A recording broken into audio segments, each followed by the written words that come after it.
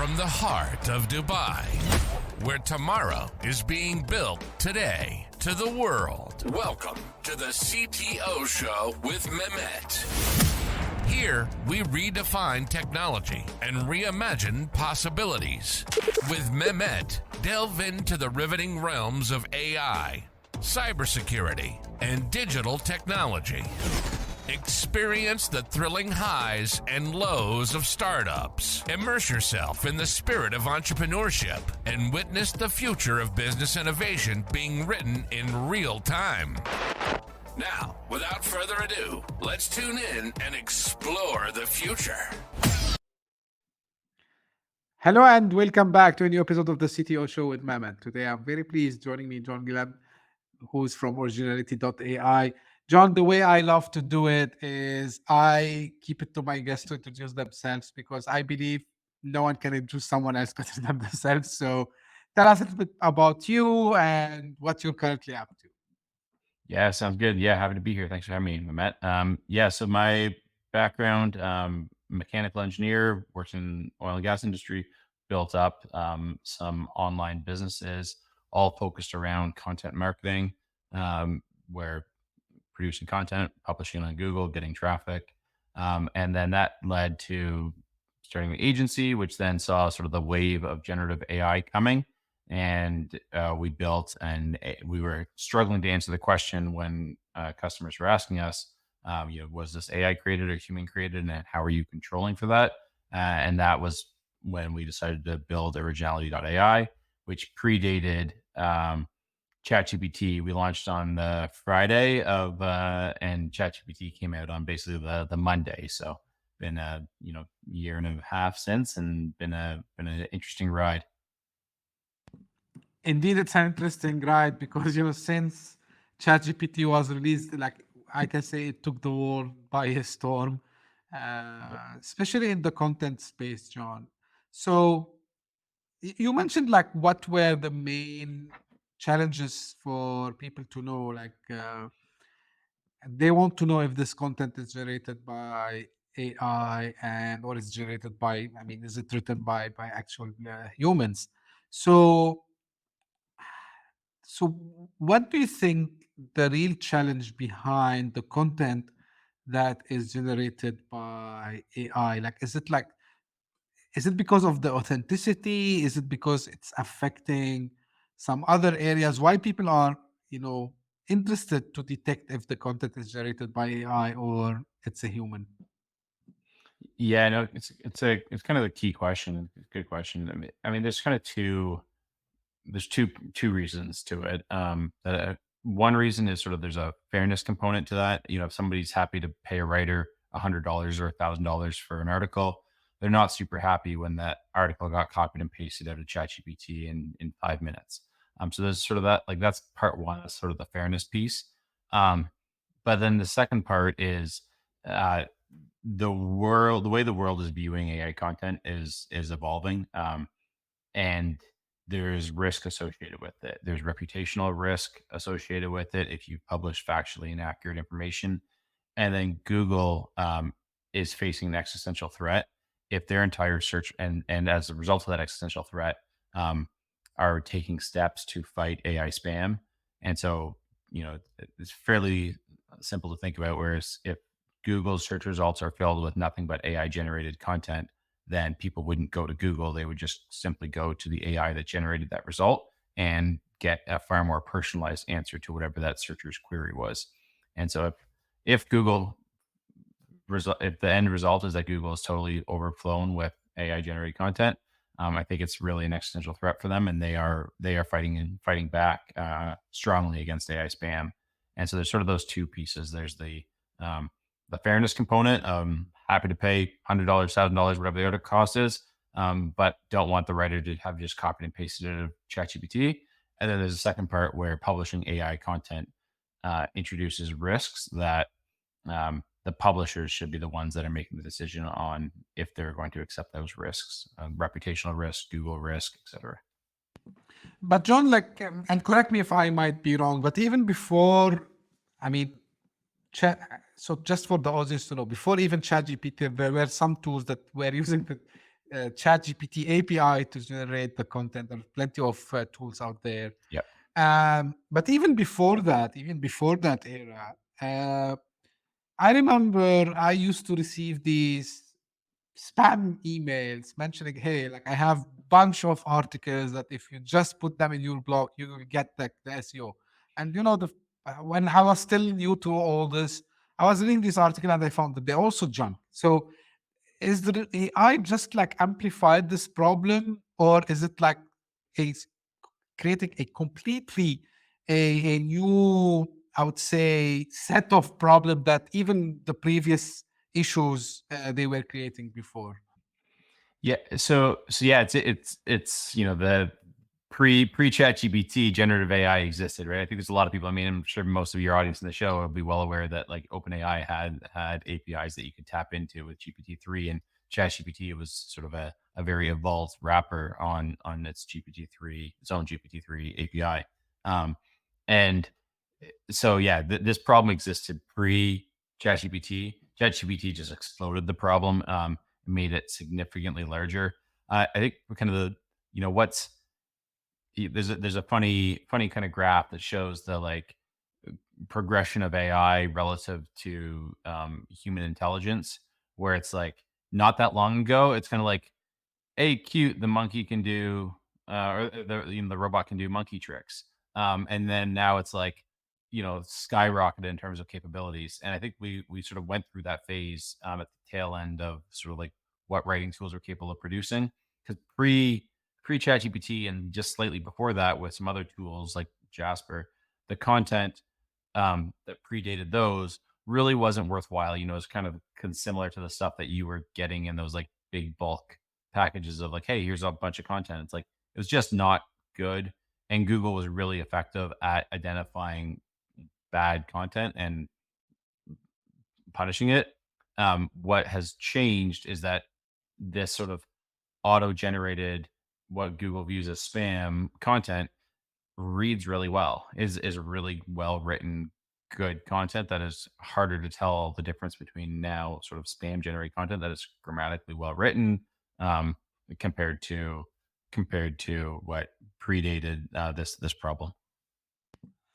Absolutely. And there's another aspect, John, here, which is some people they say, okay, like part of the problem is not only Google, like Google and other search engines who hardened their search engine optimization in a way that forced people to style their writing in a way and focusing on the keywords and this. So some people actually they blame the search engine companies and mainly Google, of course, and a little bit Bing or Microsoft for having created this. And now they're saying, okay, like ChatGPT is not only for, writing blogs. You can do it. You can do with it multiple things. So they said, okay, why we don't leverage it to just like make Google happy? So they are actually blaming the search engine companies that it's your fault that you forced us to do this. Do you agree with that? I think there's certainly it's a hard problem to solve. I mean, whatever, there's such an economic incentive to be able to win on Google that people will always try and manipulate it. And so I think there's certainly, Google will always do things that are not what they do, and what they say will not always be 100% aligned. And what they are trying to do and versus what they say they're doing is also not always aligned. So I do think Google will constantly be turning the knobs on their algorithm, and then SEOs who are producing content will always be trying to optimize against that. And I think there will be times where the effects of that will be like, if you right now, or what has ranked for a long time when like called the world of recipes, was like a 2,000 word story about their life before they got into the recipe. And that's not what people wanted. People wanted to get into the recipe. That's what they were there for. And so I think but that was not what Google was rewarding. And so people followed what Google was rewarding. And so I think, I don't think there was I don't think there's a malicious intent from Google to sort of incentivize behavior that they didn't want. But I think the result is that Google tries to deliver what people want. And people will always try to optimize for what is currently working. Fine. Now, Google themselves, they are into the AI game as well. So, what is now Gemini used to be called Bard. So, they have it. So, and I'm using Gemini sometimes because if I want something which is like recent, like I don't want to rely on the knowledge base in the large language model. So, do you think that they can tackle this problem with Gemini? So, maybe Gemini will become the interface of the Google search as we know it, because you know, Perplexity, which is another startup, actually they are trying to do this. So, are you seeing, from search slash AI perspective, we're gonna go to see this mix? Because honestly, also one of my guests, some of my guests, I asked them, like, did your behavior change after ChatGPT? They said yes. We go less to Google now and we go to Mhm. ChatGPT. So, Yep. how do you see that they are trying to tackle this the AI from Yeah, the it's tough. I think incredibly hard situation for them that I think they are well aware of that they don't want to be a legacy. They don't want to be the Kodak that let digital cameras sort of pass them by. So they need to be AI forward, which they are certainly attempting to be. Um, but then they can't just totally crush their cash cow and legacy business around search and display ads. And so trying to balance that is probably going to be one of the sort of, can they successfully navigate that will be a defining moment for them.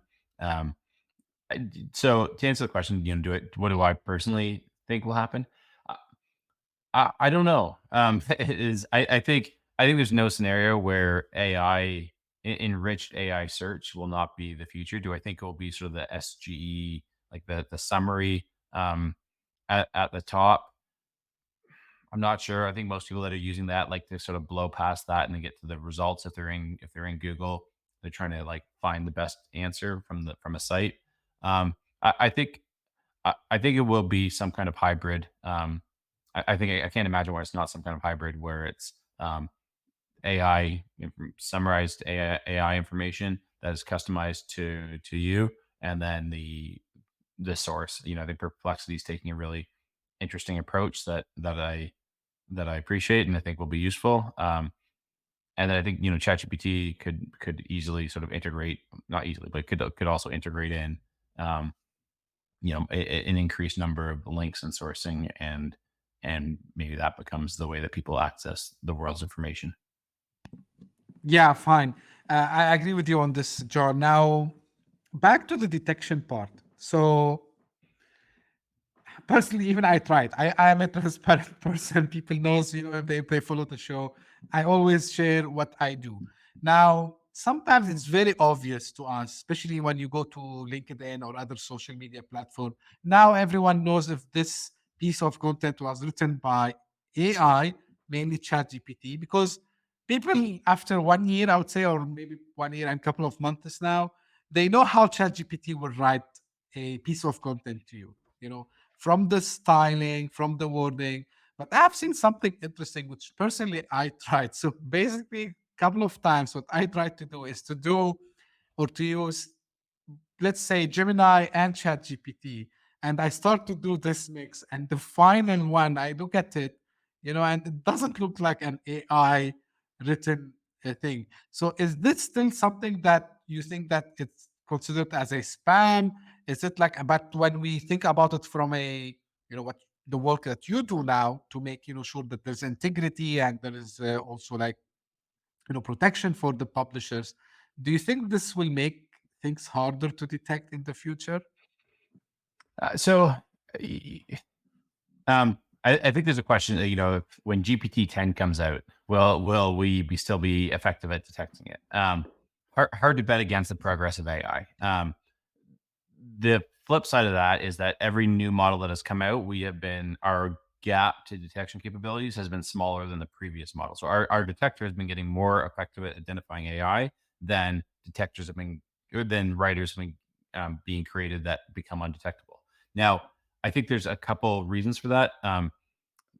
The sort of foundational technology, transformers, the hardware that they're being trained on, the data sets that are being used all share a lot of similarities in their training, and so the um, differences in their styles from Claude 3 to GPT-4 Turbo to Grok to Mixtral, to any of these models, um, aren't aren't too different from one another from a capability detection standpoint.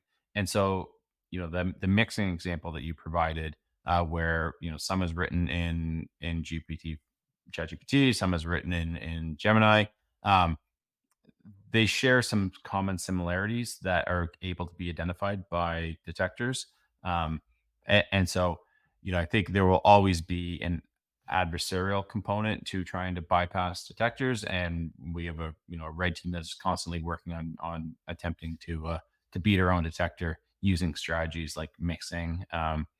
And so that's the aim of what I guess that's how we're thinking with the problem of, how will the world evolve from a undetectability and these adversarial attempts? Absolutely. Now, one thing also about the challenge of detection, OpenAI themselves, they had a tool to detect and they had to shut it down because they figured out that it's not accurate. Uh, Yeah. and it's a hard thing. Now, one time, and correct me if I'm wrong, John, because I want to a little bit dive not into deep technical, but one time, what I understood that if OpenAI, Google, anyone, Anthropic, like all these companies that they have these models. So each time you ask for something to be written, so it has a token. And this token actually allows you to track it later to see if it was, generated by this model or not. But as long as, and because there's privacy part in it, so it makes hard for these companies to let everyone, know that this is generated by AI or not.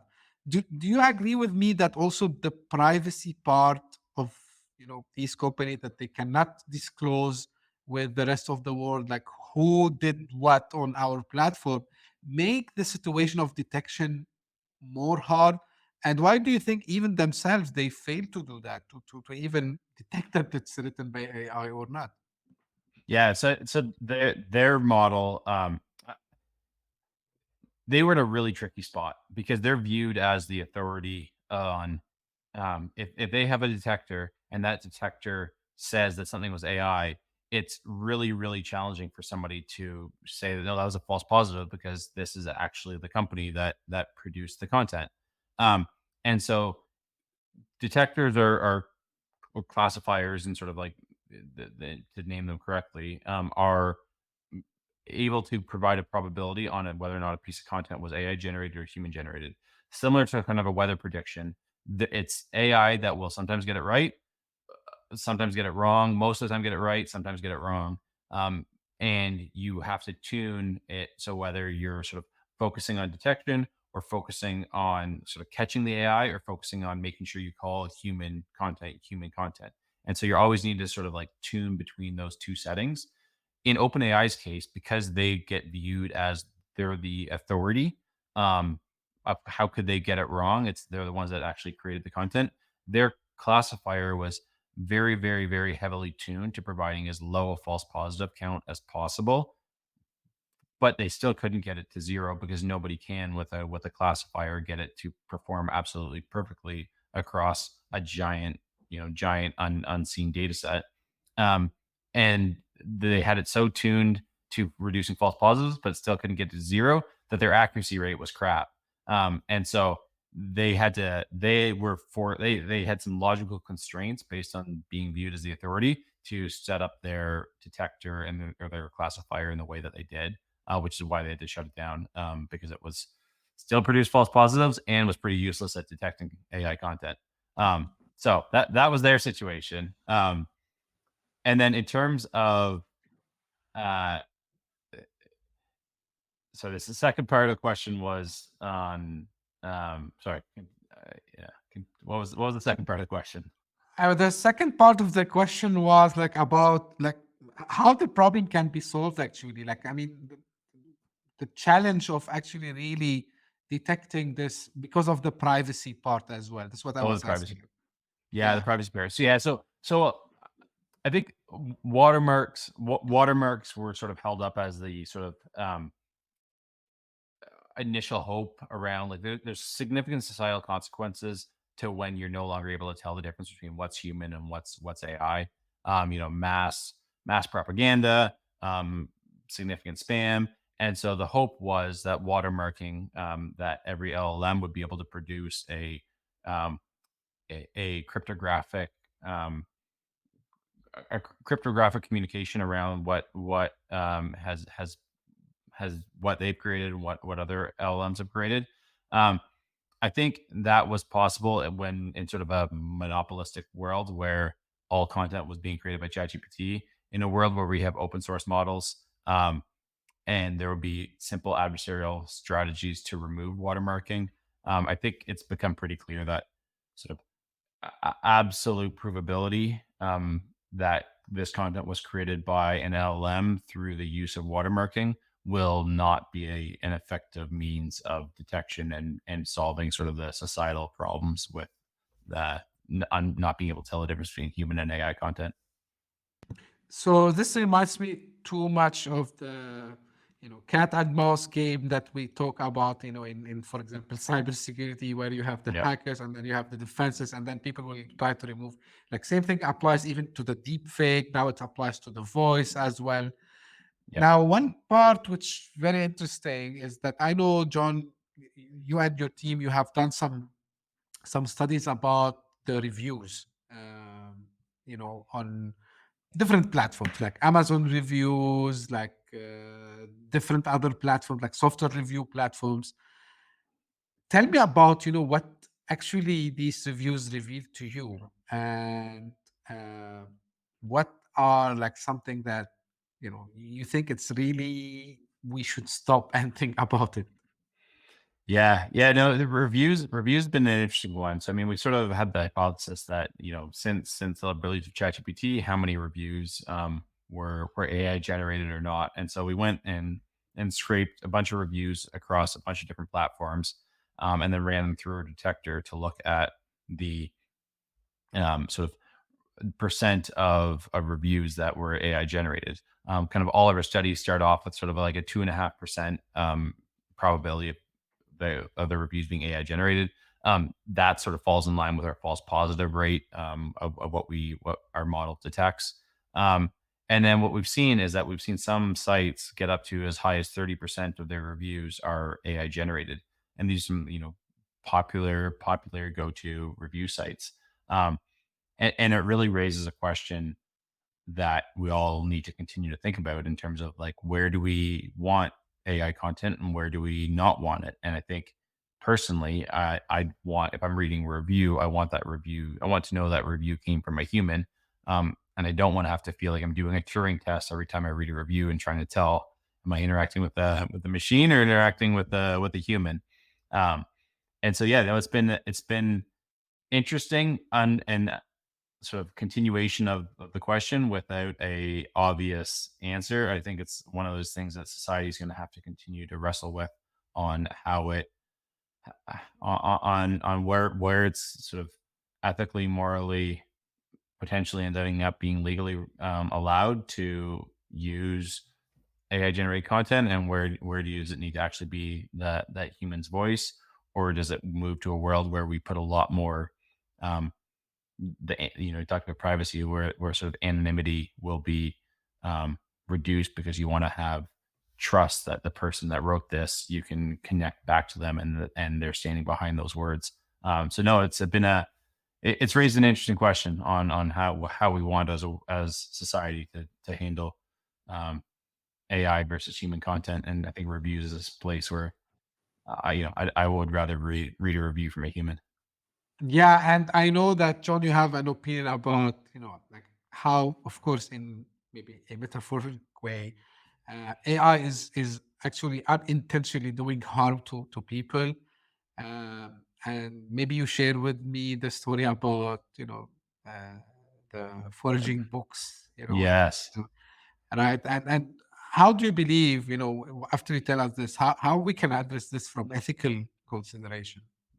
Yeah, no, we worked with the New York Times, then worked with Guardian to look at some books that were on Amazon.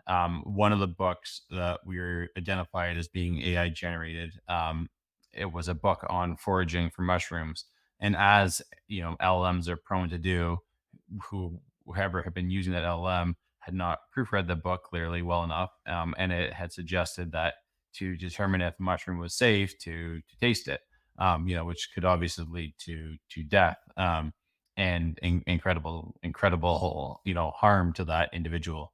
Um, and so that was sort of one of those times where it's like it can often feel a little bit theoretical about when we're talking about the harm that AI can produce. And just to be clear, like I use AI all the time. I think it's awesome. I think there's just we need to sort of understand when it's being used and when it's not being used. And so to answer the second part, what do I think the world's going to look like, and how are we going to sort of ethically handle, when we don't know if content has been AI generated or human generated? I think it's going to come down to a lot more, um, a lot more responsibility being put on the person putting their name behind the content. With when if you host a podcast with an AI trained voice, um, if you put your name behind that, um, in the end, it might not matter as long as sort of you're not trading your trust with your audience. If it's great and entertaining and useful and educational, that could be great. But I think the world is going to come down to the author behind pieces of content having a lot more responsibility when they hit publish. Absolutely. And the last thing I would think about is to replace myself with an AI avatar. I, I would not do this. I would prefer, even if I do mistakes, even if I have some technical difficulties, I would prefer to still do this way. Yep. Now, John, tell me a little bit, because I know you've built something really special, and you're trying to differentiate yourself by some of the technologies and some of the methodologies that you are using. So if you can, like, little bit shed some light on what make originality different than maybe the other tools out there, and why you think it really can make some impact on getting back to what we were talking first, stop people being getting caught by AI, and of course, maybe help also in detecting when it's appropriate not to use AI. Yeah, no, yeah, we've got so I think the first thing that we do that is a little bit different is that we're built exclusively for copy editors, so people that are writing content, that are publishing the content on the web. We don't like our tool being used within academia. We're not trained on academic data sets. We're trained on sort of web publishing data sets. So that's who we're building for. And then as a result of that, we have some unique features that other detectors don't have. One, our efficacy level, our accuracy rate, or true positive rate is higher than other tools, and we go to some pretty extreme steps to provide transparency, including all of our data sets that we use to sort of back up our claims around efficacy, both data sets that we've created and then a bunch of data sets that we'll source from other locations, and then publish all of that research. So that's kind of the big thing around efficacy. And we've added some features that are unique. So we will false positives do happen. They suck. But we provided a Chrome extension that allows people to visualize the creation process of a Google document, and that really helps. If a false positive does happen, allows writers to show their work and show their creation process, to be able to say, no, this was a false positive. It does happen, 2.5% of the time, and gives them the ability to sort of communicate that. And then last sort of feature that we've released is a fact checking tool. Whether or not people are happy to publish AI generated content, there's logical reasons not to. I think no one says I want to publish factually inaccurate information. And so that was another feature that we added. It's still in beta. It's not as good as we want it, better than any sort of out of the box LLM with the way that we do it with some rag, but it's still not where we want it. That's good to know, and cool features also as well. And I believe in the necessity, especially because especially the example you gave about the mushroom forging and other, we need, we need someone. And honestly, we need to rely on AI to do this, because we will not be able to go over all the content that is spread all around the internet now. And there is also some other aspect, John, and I'm not sure how this will be tackled. Uh, Now, we're using the AI tools, ChatGPT and others, for now quite some time, as we were saying. And we know that usually they train their data based on what they find on the internet. So, and to the term that majority of my guests used, like junk in, junk out. So do you think we're gonna have like more junk, coming out because of what happened during all this couple of months that we've been using now, Yeah. ChatGPT and other tools? Yeah, it's kind of it's for the rest of humanity, the only like really known, trusted human created data sets have already been created. It's impossible to find a piece of content online and say with certainty, was this AI generated or human generated? So it's a pretty sort of incredible thing to think about, that for the rest of humanity, the largest known human English language created data sets have already been created. And that leads to, what will models train on in the future? Will it be synthetic data? Will it be, the garbage in, garbage out, the snake that eats its own tail analogy? Will synthetic data eating its own tail lead to model collapse? I don't think so, is as what I would say, in that I think that is a known problem, and there are some strategies at some of these sort of foundational model companies to address that concern.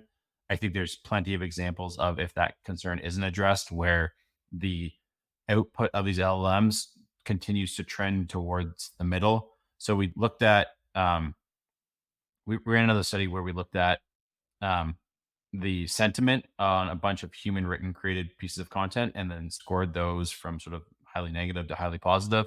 Asked ChatGPT and some other models to rewrite them, seeing, and what we're trying to look at was saying which foundational model is sort of tends towards positivity, which tends towards negativity. They all just converged in the middle, just sort of vanilla content, without a significant bias towards positivity or negativity. And so I think if we do run the risk around model collapse or snake eating its own tail, if it keeps getting trained on its own output, that will just end up with a whole bunch of sort of average content across the board always. We're gonna see what the future is hiding to us in that domain. Just out of maybe the sense of humor, because you said like about English, so maybe humans will need to invent new language that's still like these AI models they cannot understand, and then you can judge if it is it's AI Yeah. generated or not. Like I speak multiple languages, and I can say, for example, when I tried it with something other than English, it's still very obvious that it's like you don't need something else. But when it comes to English, yeah, like for me, even sometime after I use it, I say it doesn't look really like. I was just giving an example, and of course, I believe like with time when you start, and this is something ChatGPT they do. So they start the way, I mean, OpenAI through ChatGPT. They understand your interaction with the tool, and then with time, of course, they are training the model on your own data as well. So it Mm. start to understand more. It start to have the tone that usually I provided, which is for me it's not a problem. But yeah, like if someone takes this and maybe he or she quoted me, I would not know that, really, did I say this? Like this is really a challenge, I would say.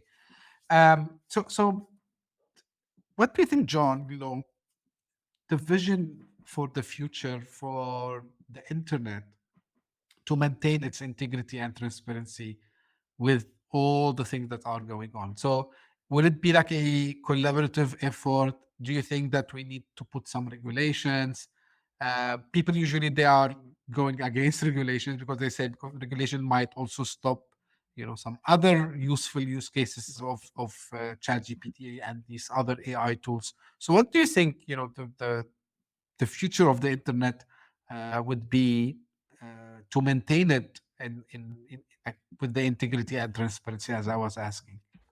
Yeah, so I think regulations may come in the form of other forms of media than text. I think societal harm associated with written word is not insignificant, but is not the same as images or video. And so I think this lines up with sort of the direction from like the White House letter with a bunch of open AI, or with a bunch of AI companies, that I think there will be um, watermarking attempts or some regulation around attempting to understand if images, video, potentially audio was generated. I don't think text is going to fall into that camp because, one, I think it's harder to watermark than the others. And so I think, where's the internet going to end up? I don't know exactly what it's going to look like, but I think there's going to be a lot more responsibility and trust put on who the author is behind a piece of content, whether it be a podcast, a video, written text. I think that's going to ultimately be um, the only path kind of through this that maintains integrity, where you know the author, and then there's some amount of sort of uh, proof that was the author. The author is who they said they were.